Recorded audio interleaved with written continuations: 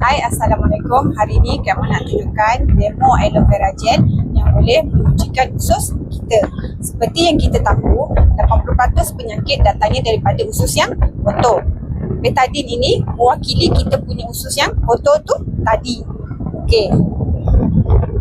Kita makan 1 hari, 2 hari, 3 hari, 4 hari, bertahun-tahun kita makan sampailah umur kita 30 tahun lebih kan.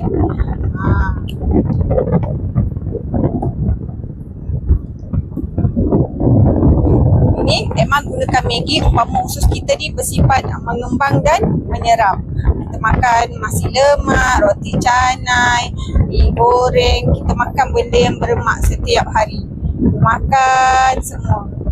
Makan. Tapi ada orang kata kalau kita minum air 3 liter 1 hari boleh bersihkan usus kita. Kita minum air pun tak bersih juga.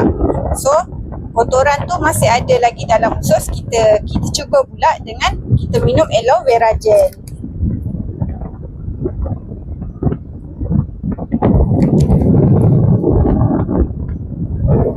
Okay, kita minum aloe vera gel 1 hari, 2 hari, 3 hari, 4 hari. Alhamdulillah kita punya usus pun dah bersih. Lepas tu kita makan lagi. Nampak tak? Walaupun kita makan lagi, setelah kita minum aloe vera gel tu, kita punya usus bersih. Kita punya kotoran-kotoran itu tak melekat pada dinding kita punya usus tu tadi. Lepas tu kita dah makan lagi, kita minum lagi aloe vera gel. Kita minum lagi sampailah hari-hari kita bersih.